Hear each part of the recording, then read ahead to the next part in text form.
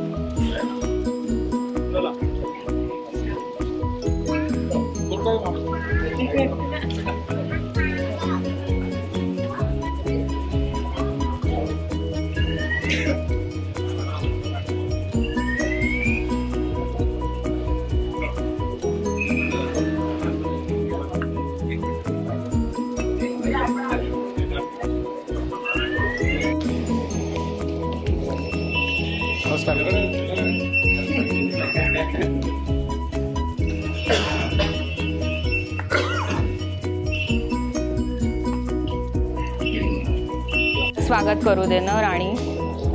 नमस्कार, मला स्वागत करू द्या. ते आल्या आहेत आमच्या राष्ट्रसेविका समितीच्या. पुष्प कुठे गेले? हो, जस्ट आता मोहनजी जस्ट एंट्री झाली तर आमच्या बायका सगळ्या आत पळाल्या. त्यांना आता आठवड्याबाहेर आम्ही अटकलो तिथे. या छान वाटलं ताई. या ज्योती.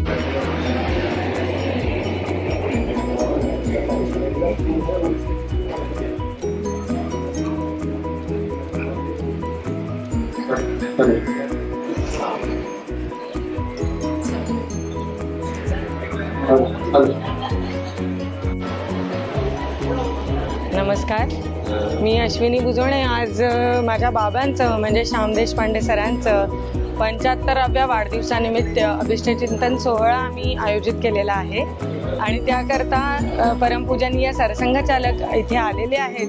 यासाठी आम्हाला सगळ्यांना खूप आनंद होतो आहे आणि अकोल्यातले, नागपुरातले आणि बाबांनी जिथे जिथे काम केलेलं आहे तिथले सगळे प्रचारक, तिथले सगळे कार्यकर्ते, आमचे सगळे नातेवाईक, मित्रपरिवार हे सगळे सुद्धा या कार्यक्रमाकरता येत आहेत, आलेले आहेत. काही जण रस्त्यात आहेत. आम्ही त्यांची वाटसुद्धा बघतो आहे आणि आम्हाला सगळ्यांना प्रचंड आनंद होतो आहे. आपण सगळ्यांनी यात आनंदाने सहभागी व्हावं अशी आमची सगळ्यांची इच्छा आहे. सगळ्यांचं कार्यक्रमासाठी खूप खूप स्वागत आहे. आजच्या देशपांडेच्या अभिष्टचिंतन सोहळ्यात आपणा सर्वांचं स्वागत. अतिशय आनंद झालाय. सगळ्यांनी खूप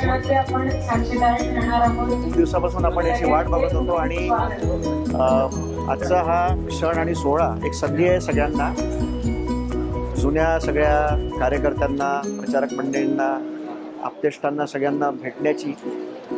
आणि असा प्रयत्न आहे की हा सोहळा सगळ्यांसाठी संस्मरणीय व्हावा. आपण सगळे इथे आलात, सगळ्यांचे मनपूर्वक आभार. सुस्वागतम सुस्वागतम सुस्वागतम. मला आज खूप छान वाटतंय की तुम्ही सगळे आल्यात आणि माझ्या आबांचा कार्यक्रम आहे इथे. मला खूप प्राऊड फील होतंय. आता तुम्ही आले, थँक्यू. आणि इथे जे काही चालू आहे तुम्ही बघता आहे आणि तुम्ही इथून प्रेरणा घेताय त्याच्यासाठी थँक्यू. सगळ्यांचं स्वागत आहे. मी खूप दिवसांनी तयारी करत आहे.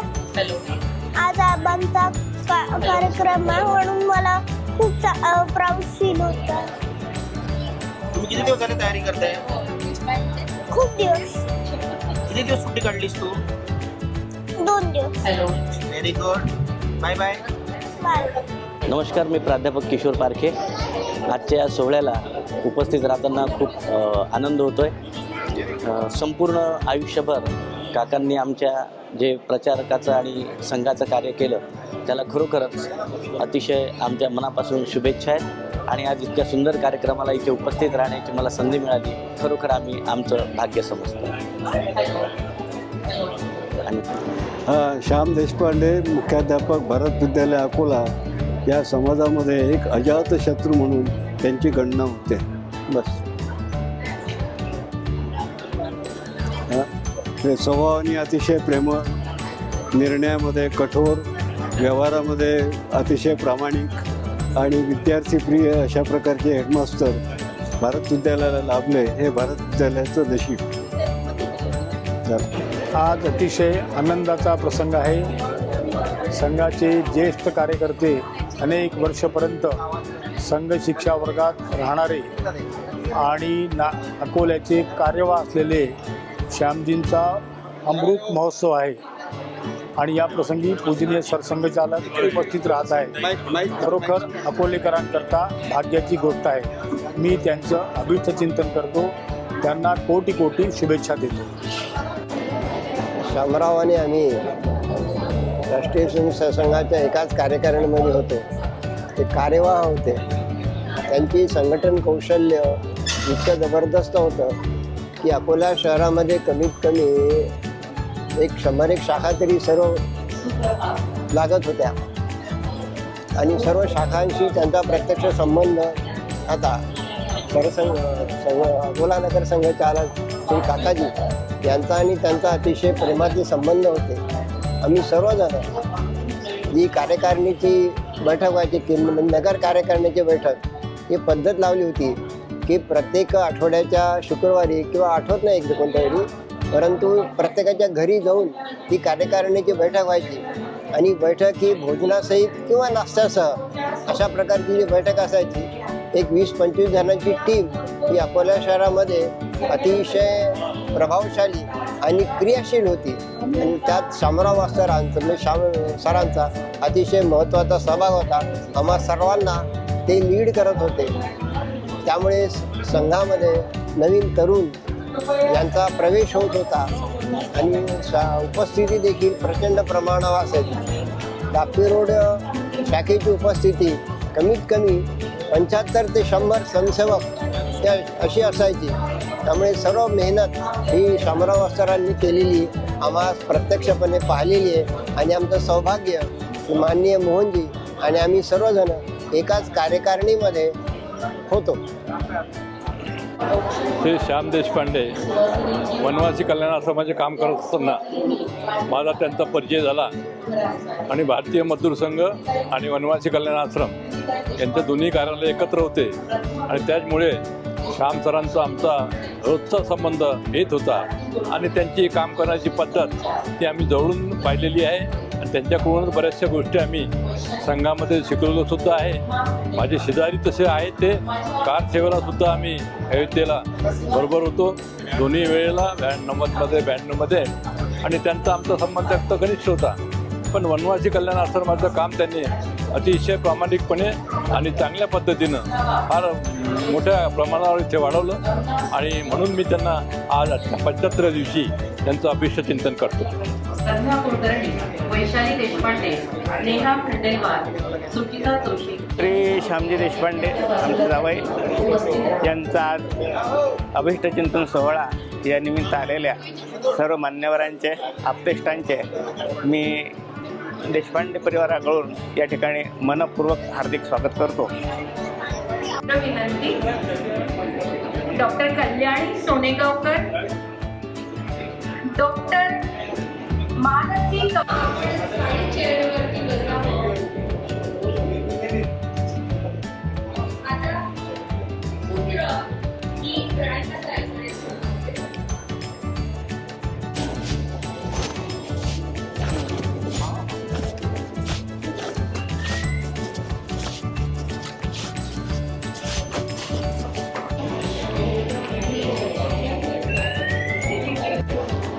आमच्या पिताश्रींच्या अभिष्ट चिंतन सोहळ्याकरता आणि अमृत महोत्सवाकरता आपणा सर्व येणाऱ्यांचे मनपूर्वक स्वागत.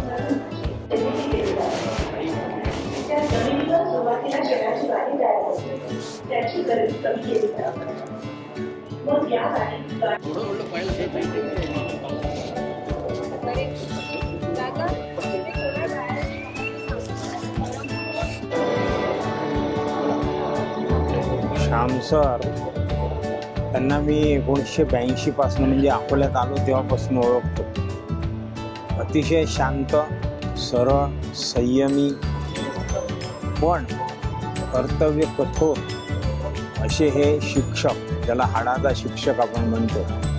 आणि संघाच्या मुशीतून तयार झाल्यामुळे संघ कार्यकर्ता म्हणून त्यांच्याकडे एक आदर्श स्वयंसेवक म्हणूनच पाहिलं पाहिजे. त्यांनी शाखा सुरू करण्यापासून तर शाखेचे विविध आयाम, विविध विषय हे सगळे त्यांनी अत्यंत उत्तम रीतीने हाताळले. वनवासी कल्याण आश्रमचं काम केलं, पण हे सगळं करत असताना कुठेही त्यांनी अहंकार त्यांना शिवला नाही. हे विशेष आहे. स्वयंसेवकांचं हे वैशिष्ट्यच असलं पाहिजे. अशा श्याम सरांचं मी आजच्या निमित्ताने अभिष्टचिंतन करतो. हा जवांचे पण फोटो घेऊया आपण. कॅमेराकडे नाही बघायचा, कॅमेराकडे नाही बघायचा.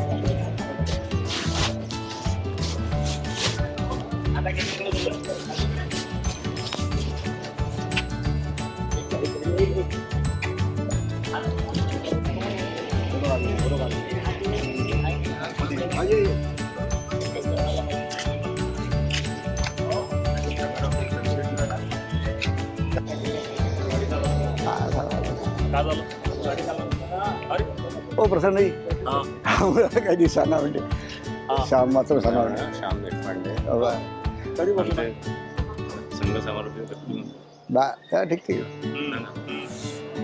श्याम सर देशपांडेसोबत काय बोलावं खरं सुचत नाही आहे. वयाची 75वी गाठी आहे. परमेश्वर त्यांना उदंड आयुष्य देवो आणि संघाच्या विविध जबाबदाऱ्या पार करून सध्या ते सेवानिवृत्त झाले आहे सध्या. आणि वेगवेगळ्या प्रकारचे त्यांचे अनुभव संघ काम करताना बरेचदा आले आहेत. आणि एक उमद व्यक्तिमत्व, क्रीडा क्षेत्रामध्ये त्यांचं नाव आहे तिथून. आणि स्वयंसेवकांबरोबर व्यवस्थित सगळ्या प्रकारचे सोबत घेऊन काम करणे हा श्याम मास्टरचा एक विशेष गुण म्हणावा लागेल. मी त्यांच्यासोबत बरेच वर्ष काम केलं आणि एक चांगल्या कार्यक्रमात मी आलो आहे. पूजनीय सरसंघाचा याचा विशेष म्हणजे बस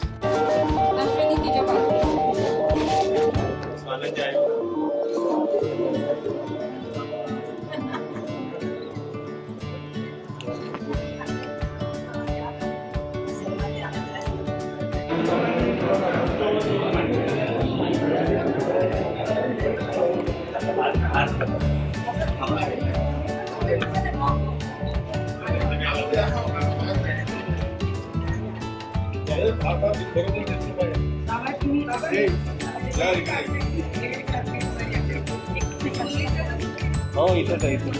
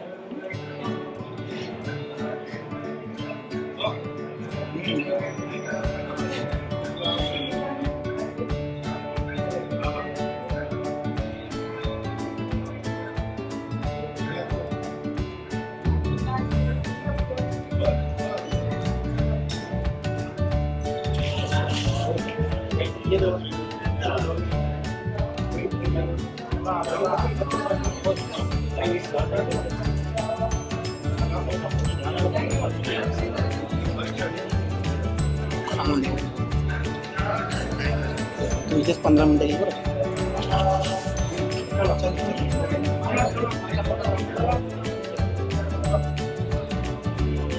सगळ्यांनी वरती ठेवायला जर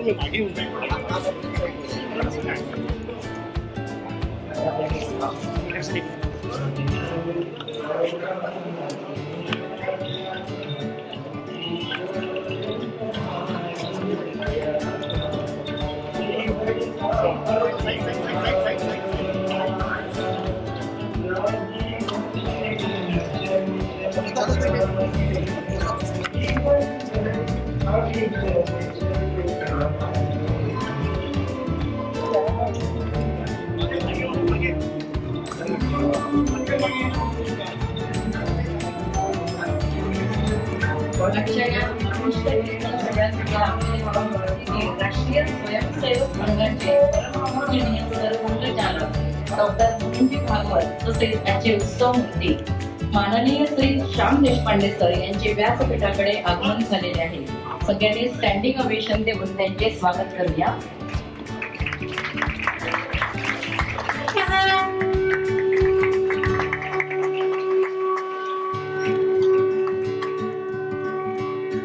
रत्नाकर धौतपदा हिमालय किरीट विराजमान आहे. ब्रह्मर्षी व राजर्षी या नररत्नांचा जन्म जिच्या कुशीत झालेला आहे. अशा या भारत मातेला त्रिवार वंदन. भारत मातेचं पूजन झालेलं आहे. सभागृहातील सर्व मान्यवरांना विनंती की त्यांनी स्थानापन्न व्हावं. पोटी झाला आणि आमचे निर्धारू श्री श्याम देशपांडे सर संघाप्रती एक संपूर्ण आणि समर्पित आयुष्य जगले.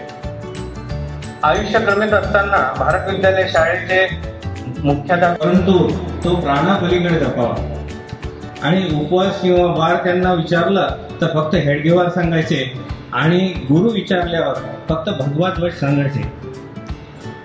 अशा आमच्या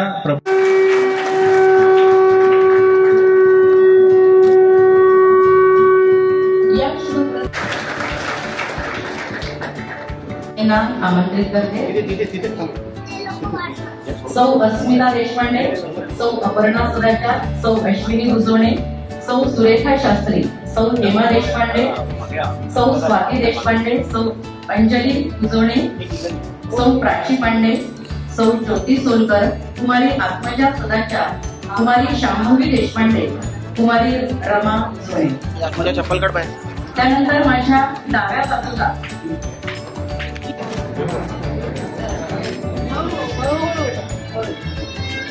सर्वांचे औक्षण वेद मंत्रोच्चारात होणार आहे.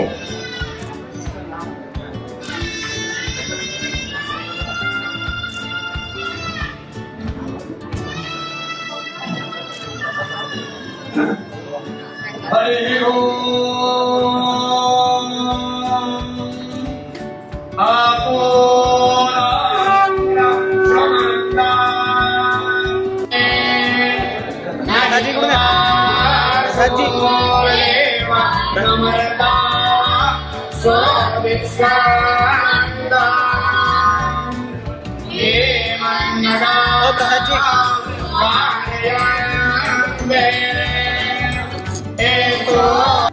हरि ओम दीर्घायुष्यमस्तु.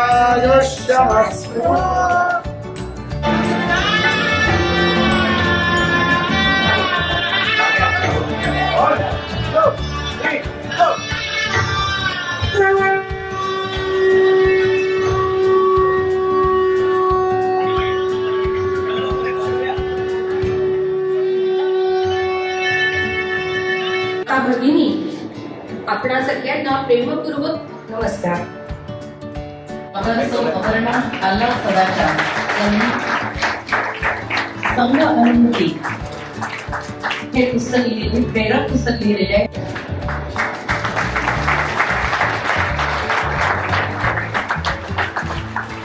त्याचप्रमाणे अकोल्यातील डॉक्टर मेळपात्री दान हे नेहमीच गौरव प्राप्त करून देणारच ठरतं. लिहून दिलेलं आहे ते तुमच्या मनावर वाचून दाखवेल. या सगळ्या मित्रांची पंडित अनिरुद्ध देशपांडे यांना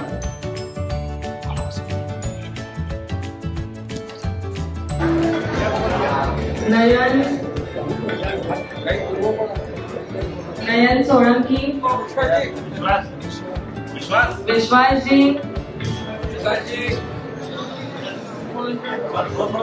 कृपया अनुमोदनाने कोणाचे नाव राहिले असेल तर महेंद्रजी कविश्वर,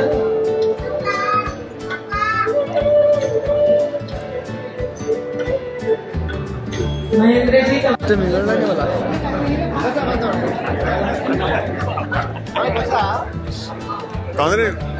कोरोना संपला ना. यानंतर समचित्रासाठी सर्व देशपांडे कुटुंबीय येथे पुढे त्यांचे जावाई आणि संपूर्ण देशपांडे कुटुंबीय आणि त्यानंतर त्यांचे नातेवाईक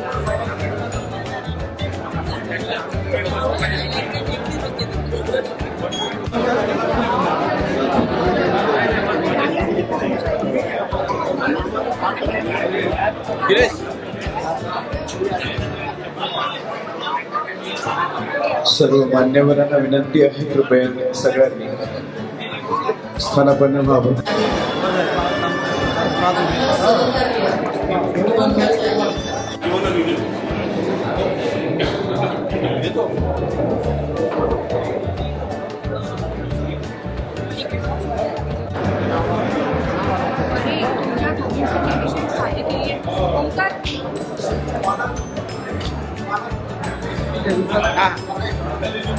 एकतर पंडित मी अजून नाही आहे, पुढेही शक्यता नाही आहे. त्यांचं प्रेम आहे म्हणून पंडित लावलेलं आहे. मला रेडिओची A ग्रेड मिळाली म्हणून त्यांना वाटतं की Aच्या पुढे पण टॉप ग्रेड असते. तर टॉप ग्रेड मिळाल्यावर मग गव्हर्नमेंट पंडित उपाधी अशी देतात.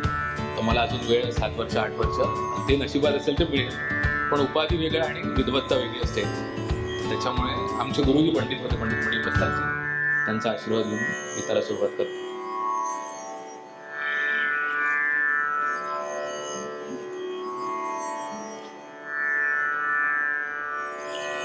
निज हृदय का स्नेह कण कण देव प्रतिमा पर चढ़ा कर.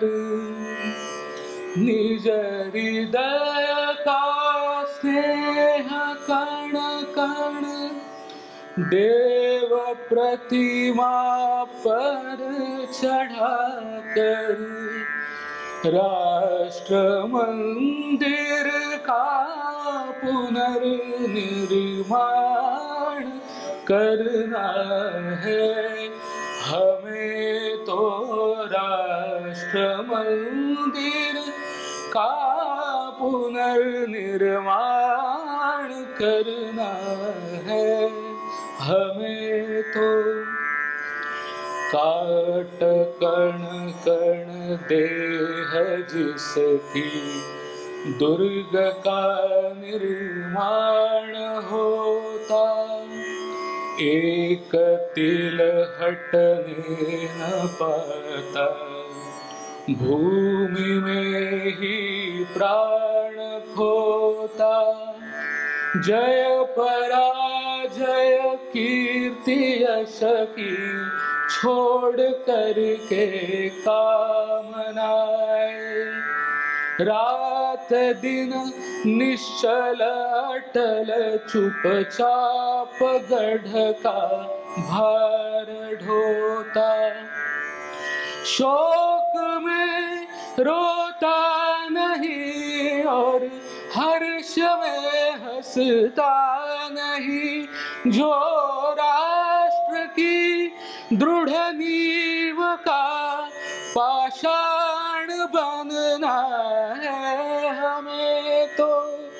राष्ट्र मंदिर का पुनर्निर्माण करना है हमें तो राष्ट्र मंदिर का पुनर्निर्माण करना है हमें तो सह उपेक्षा शून्य पथ पर ज्योति का आभास लेकर फूक तिल तिल देह युग युग का अमर इतिहास लेकर कर रहा निर्देश पंथी दूर मंजिल है अभी भी फिर पथिक बढ़ता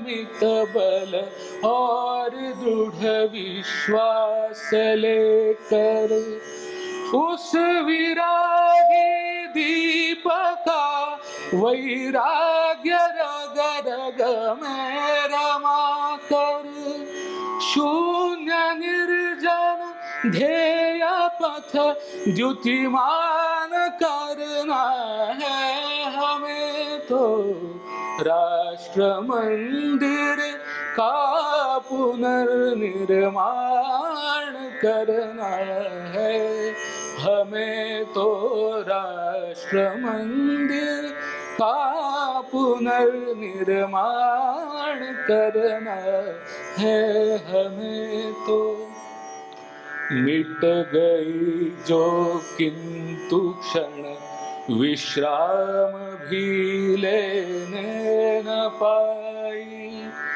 जो प्रलय के रोष को भी पार करके मुस्कुराई चीरती ही जो रही अविराम बाधा उदधि उरकी नाव को तिल तिल प्रगति दे अंत में चिर मुक्ति पाई किंतु अपनी देह को भी कह न पाई देह अपनी राष्ट्र नौका की वही पतवार बनना है हमें तो राष्ट्र मंदिर का पुनर्निर्माण करना है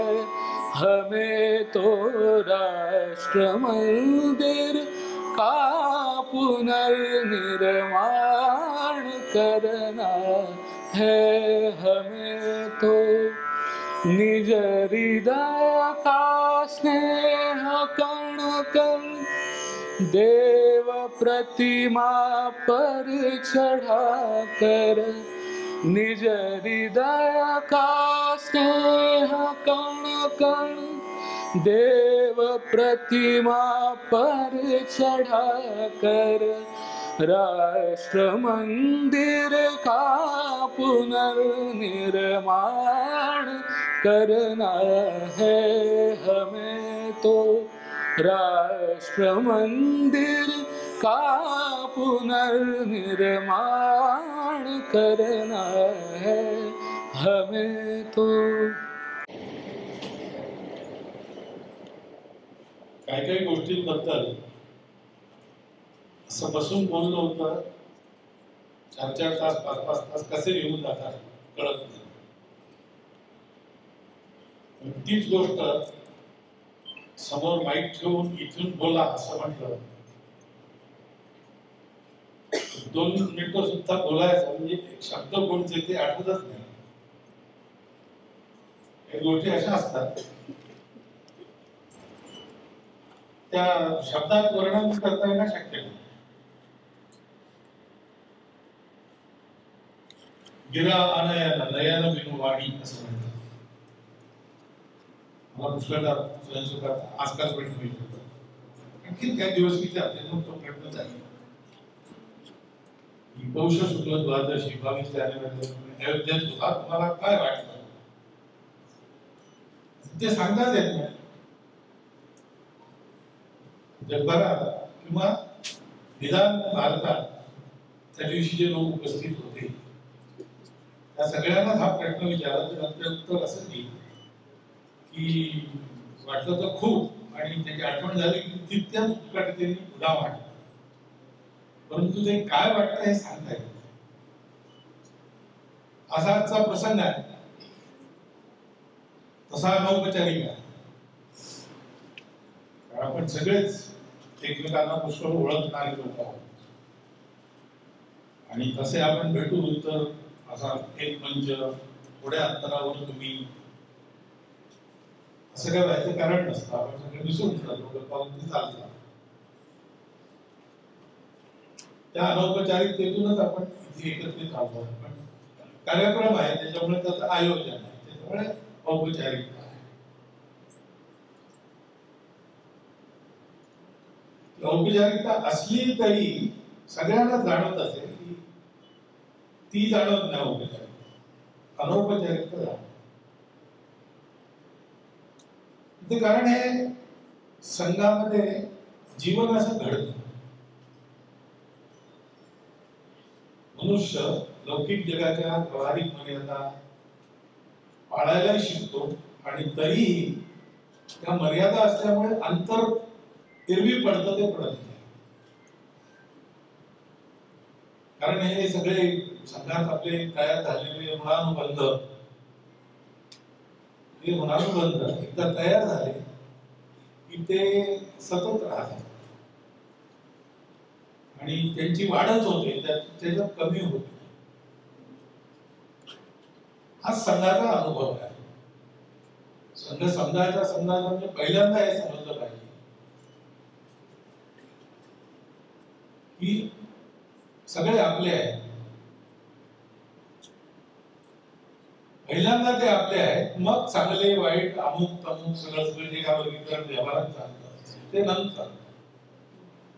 संघात वंचित येतो त्याला काही अट नसते, तू शिस्तीत वागलं पाहिजे, सगळ्या हिंदूंना आपण म्हटलं पाहिजे असं काही हे नसते. त्याला तो आपला आहे म्हणूनच संघात त्याच्याकडे पाहतात आणि मग सांगतात त्याला की तू आता संघाचा असल्यामुळे तुला असं झालं पाहिजे. असं तू झालं पाहिजे असं म्हणताना तो जन्मभर नाही झाला तरी तो आपला आहे. हे कसं, हे पुन्हा ज्ञानेश्वर म्हणे त्याचा अनुभव सद्गुरू वाचून कळेल. इथे सद्गुरूही कामी पडत नाही, ते संघाचा अनुभवच घ्यावा. आणि आपण सगळे संघाचे आहोत, सगळं आपल्याला तो अनुभव आहे. इतक्या व्यस्त कार्यक्रमात मी आलो कसा, त्याचं उत्तर हेच आहे. म्हणजे आहेच, व्यस्त कार्यक्रम आहेच. यंदाच्या वर्षाच्या प्रवासात मी नागपूरला मागच्या एप्रिल पासून पुढच्या एप्रिल पर्यंत संघ शिक्षा वर्ग सोडून दिला, 3 सभा सोडून दिली, तर 25 दिवस नागपुरात आहे. त्यातले 3 दिवस मला नागपुरात होते आणि 6 तारखेला करणार. तर सहज उत्तर त्याचे मी येतो, कारण मी आहे नागपुरात. नसतो इथे तर माझा निरोप आहे. पण नागपुरात आहे आणि पुष्कळ काम आहे आणि व्यवस्था आहेच. हा वेळ जाईल तो कसा भरून काढायचा ते करावा लागेल. परंतु ते सगळं नंतर. पहिल्यांदा असं आहे की हे आहे तर आहेच. त्याचं कारण हे आहे की संघात आपण जे काम करतो ते कामच मुळे माणसं जोडण्याचं आहे. आणि माणसं कोणत्या आधारावर जोडायची, आपलेपणाने जोडायची. स्वार्थाकरता माणसं जोडतात, त्याचा संघात प्रश्न आहे. संघातून मिळत नाही.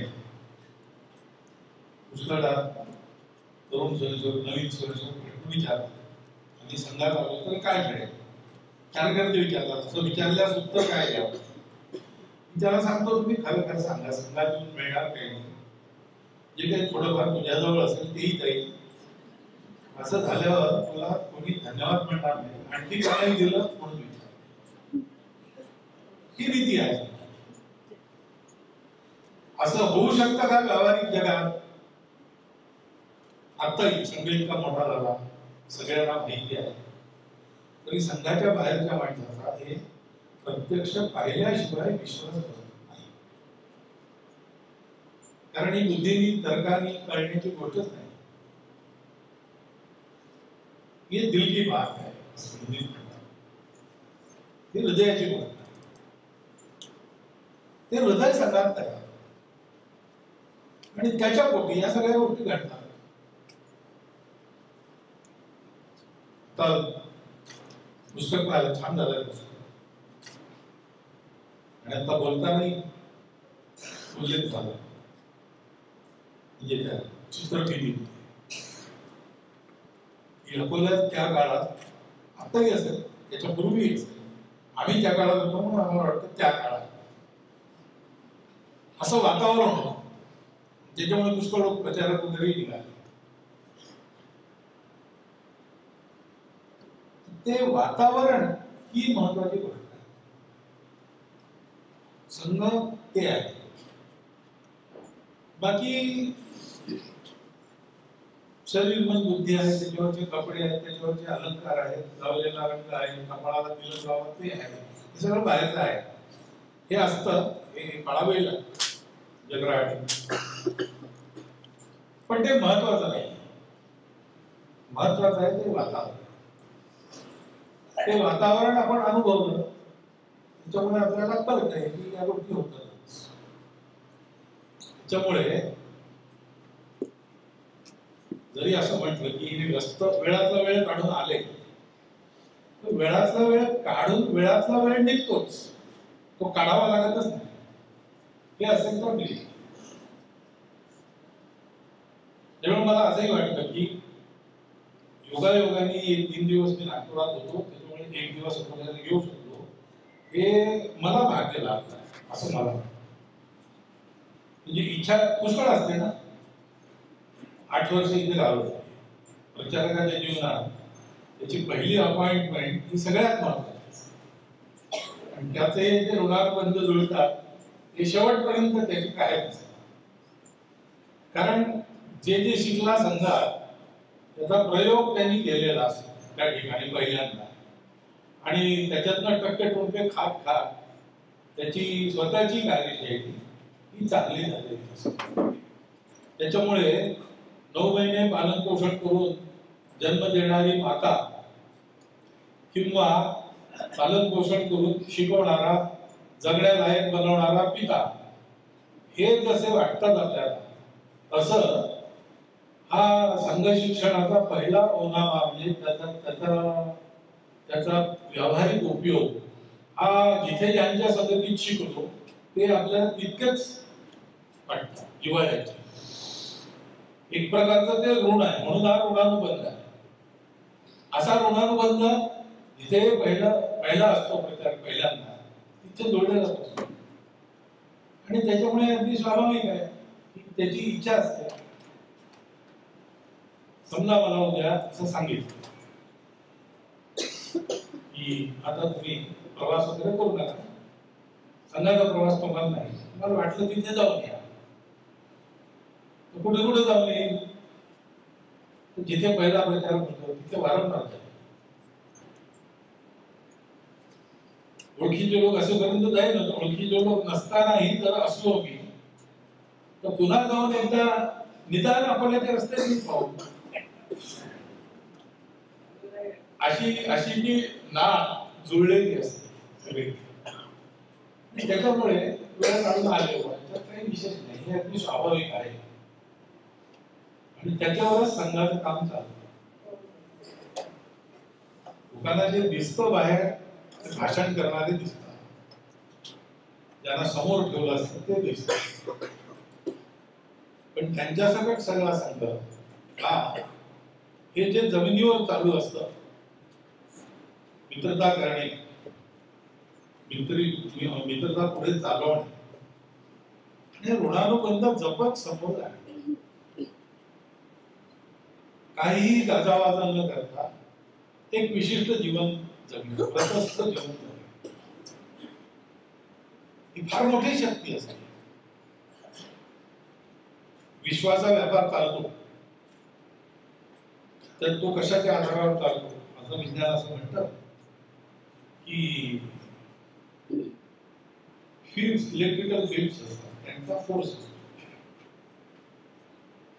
4 प्रकारच्या त्या शक्ती आहेत. त्या 4 मधल्या 3 शक्ती या प्रचंड शक्ती आहेत किंवा प्रभावी शक्ती, आणि एक फोर्स हा वीक इलेक्ट्रिकल फोर्स.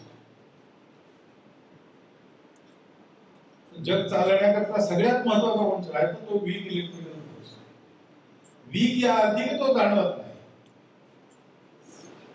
पण जो जाणवत नाही त्याचा सगळ्यात मोठा आधार विश्वाच्या अस्तित्वाला आहे. जसा संघसृष्टीचा सगळ्यात मोठा आधार कोणता, तर एक स्वयंसेवक त्याच्या ठिकाणी त्याच्या शक्तीप्रमाणे त्याला मिळालेल्या जबाबदारीप्रमाणे काम करत संघ जगत असतो. ते जगणं महत्वाचं असतं. संघाच्या शाखा वाढवायच्याच आहेत, त्यात संख्या वाढलीच पाहिजे असं सगळंच आहे. परंतु या सगळ्याचा आधार काय आहे? संघ जगणारे असतात, संघाची शाखा असते, संघाचे संयोजक असतात, संघाची घरं असतात.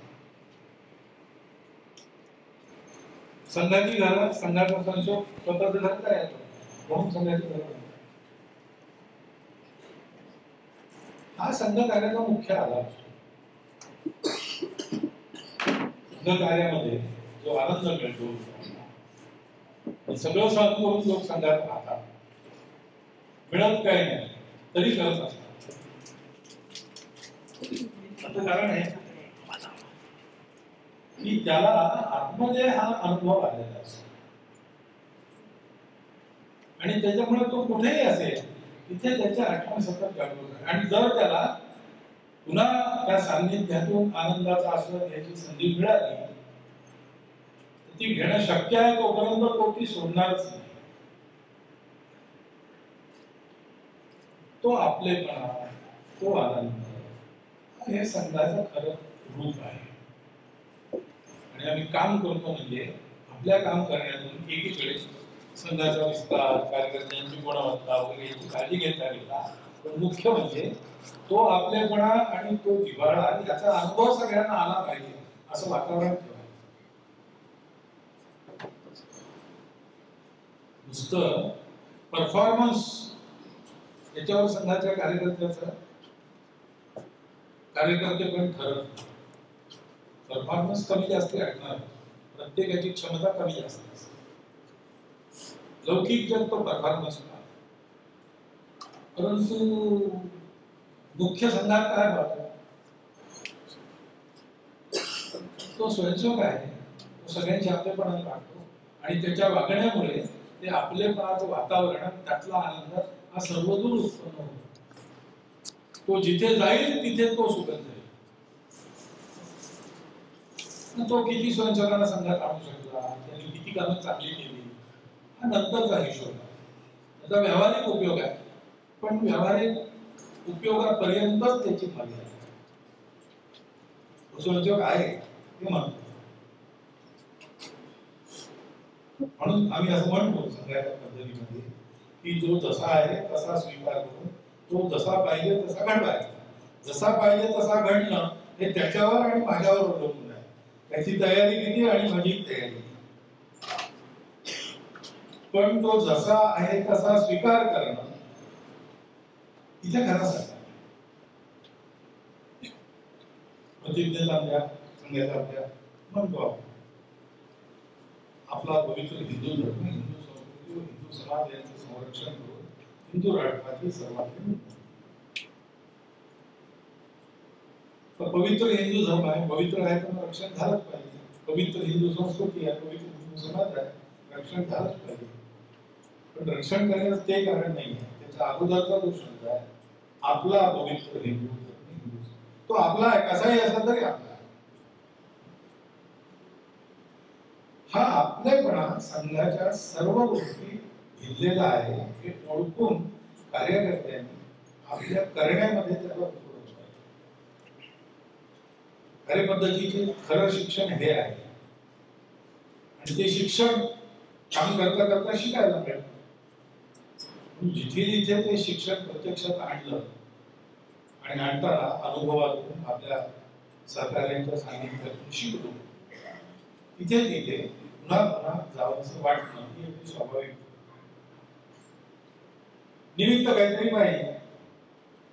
श्याम मास्तरांचा 75 वर्ष एक निमित्त काढलं म्हणून घरच्यांकरता हा कृतज्ञतेचा दिवस आहे, प्रेरणा घ्यायचा दिवस आहे.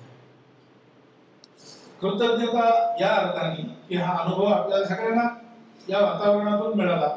ते वातावरण उत्पन्न करणारे म्हणजे एक श्याम मास्तर होते. आपलीही कृतज्ञता आहे. प्रेरणा